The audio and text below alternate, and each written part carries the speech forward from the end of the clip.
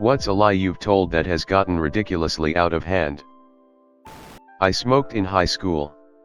And for 15 years after that. We used to walk down to the shop, which was around 500 m from school, and sit outside and smoke because the shopkeeper didn't mind. So I'm down there one day and nothing unusual happens, and then that afternoon I walk from school to my great-grandmother's place, who lived about another K or so from the school in the other direction. She was old, frail, and the most amazing person ever. Anyway, she had gone past the shops in a taxi that day and saw me smoking. She brought it up about having smokes in my pocket. I did, and I said no, she was mistaken, etc. A few weeks later my mum says Grandma Nanny saw you smoking and you lied to her. I said she did say that, but it wasn't true, she must have seen someone else. One thing lead to another, and before I know it the family has decided Grandma has lost her marbles, and within a month the house was cleaned out and she was moved into a home. Fast forward a couple of years and she has genuinely lost her memory. Dementia is a cunt. I never got a chance to tell her the truth because by the time I had grown up and decided she was mostly gone. I think about it regularly. Oh my god, perfect thread for me. I bought a fleshlight when I was 15. What can I say, I was a horny ass teen, and after discovering them online, I knew I needed one. Two small problems. 1. I'm underage. You need to be 18 to buy one. But I wasn't too worried about that. 2 is I didn't have a job.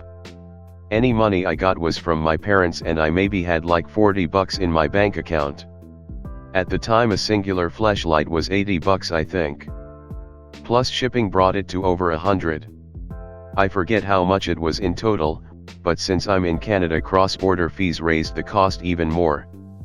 Basically I sold a bunch of my video games to raise the proper amount, and since I was 15 and didn't have a credit card to process the payment, my plan was to get a money order, since Fleshlight accepted them, and to pay for it by debit. And my bank sent bank statements to my house once every month. So my plan was to get to that bank statement before my parents did. I usually got it before them anyway, since I always checked the mail. As long as they didn't see it, then everything would go off without a hitch. Well, something always goes wrong, right? I go to the post office, place my money order, tell the lovely older ladies behind the post office counter that I'm buying an anniversary gift for my parents as a cover-up. They think it's lovely. Perfect. I leave. Fleshlight received my money order and dispatched my shipment. Whoa, it's all getting real now. All that's left is to check the mail every day and hide my bank statement from my parents and get my shipment while they're at work. I check the mail every day. No bank statement. Well, I didn't check the mail one day, and wouldn't you know it, that's the day my bank statement came in the mail, and yeah, my parents got to my bank statement before me. So my parents saw I had a $100+ transaction at the local pharmacy/post office and asked me that night what that was for. I didn't prepare any sort of lie in case they saw my bank statement, since I was so sure I'd get to it before they did. So on the spot the only lie that made sense was, oh, I bought $15 worth of candy at the store. Maybe the cashier hit one twice by accident and it came out to 115? Whatever. I don't care. God, I was a fucking idiot, LMFAO. Long story short, my parents basically went on a CSI investigation. My dad called the store, asked to speak to the manager and the ladies who processed my payment and scammed my son. They traced back the payments and saw the one in question. The manager spoke to the ladies and they said they didn't do anything wrong, which they obviously didn't. My parents asked me if I was telling the truth before proceeding further. I still stuck to my original story, since I wasn't about to tell them I bought a fucking sex toy, and I begged them to drop it in the chillest way. Nope. My dad continued to pursue whatever happened, and it got to the point that my dad was going to go meet with the manager and the post office ladies, and basically these ladies were at risk of getting fired. I guess my dad and the manager of the store believed me.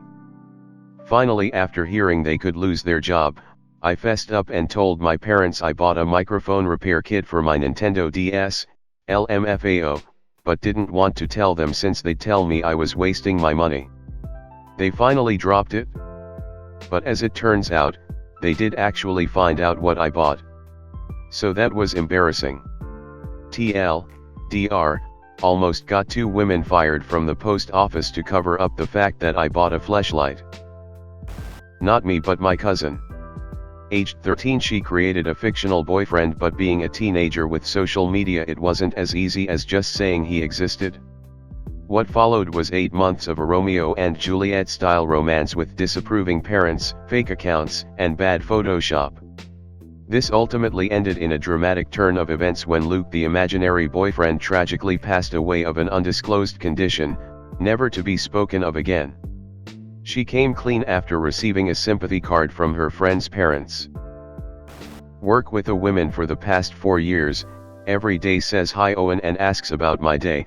It's not my name or even close to my name, and I just never corrected her, and now it's too late. On my first day at work, someone offered to make me a cup of coffee and they asked if it was how I liked it. I responded perfect, thanks, which is considered to be typical British behavior. However, this was in fact not the perfect cup of coffee, not a cup of coffee at all. Now I don't have the guts to turn to Steve and degrade his coffee making skills, and instead I have to suffer the consequences every single day and drink his rather shitty coffee. It's been over a year and I am still living this lie. I don't know how much longer I can cope with this. Fuck you, Steve. I really feel personally victimized by this question. There was this lady at work that I could not stand to be around. I tried really hard to just put up with it, but she would say some really mean stuff. I know it's because she grew up with a very critical mother, but I just could not handle it. My strategy was to limit my time around her. As long as I didn't spend too much time around her, I could remain pleasant. This particular year she was planning the work Christmas party. She told me that she had nominated me for the committee and I was voted in without being present. My brain was moving so quickly I feel like I just blurted out a somehow reasonable lie. I told her that I was Jewish and I didn't feel comfortable 1. Planning the Christmas party, or 2. Attending the Christmas party. I thought I was golden. I live in a place that doesn't have a massive Jewish community, so I figured if she ever asked a question I could just do my best to lie my way out of it. Turns out she took this as her personal mission to promote inclusivity. The Christmas party was turned into a holiday party and pork products were banned. Totally devastated, as now I had to go and now I was doubly miserable without bacon. She told everyone at work that I was Jewish and to respect that. She even got donuts and made them hide the bacon maple bar as to not offend me. I have left that job, but my Jewish past still follows me. I've given up and just identify as Jewish now. My apologies to the Jewish community. That I was American. I didn't outright say it, but when I first came I was hanging out with people, and I didn't feel like it was necessary to mention that I came from Canada. It led to me not knowing some American culture and making me look dumb half the time cause I didn't know someone/some reference. I was really nervous for my interview, so I didn't talk and just nodded my head when they asked questions, and I happened to know sign language, so I just pretended to be mute for the whole interview and for the next 6 months that I worked there. Not me, but a server buddy of mine told me a story once about how he took the first table of the night in a super thick southern accent. He was in theater, so it was actually really convincing. The only problem is the people at the next table overheard him, and he had to serve them next. Long story short, this kept up and he had to talk to every single table over an 8-hour shift in a southern accent. A friend in middle school pretended to be colorblind. Carried the lie clean through high school. Pretty impressive dedication, really. Not me, but I had a classmate in Highschool tell a teacher his mom texted him that his dad died, just to get out of a test. Boy, did that blow up in his face. When I was about 16, I had a friend whose dad had a flat in London. One weekend a group of us stayed there and went out on a Saturday night, and ended up in her brother's university's student union bar. The university was music focused. Because we were underage, and drunk. When talking to people we would lie about being uni students and which course we were on. I got talking to a guy, and when he asked me what I was studying I told him what I had been telling everyone else all night, violin. The guy says me too. Which tutor do you have? Fuck. I say oh, you know, the top level one, clearly lying.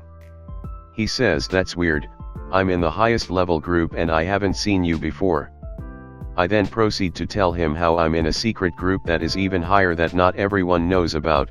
He clearly doesn't believe me and pulls his friend over who also studies violin.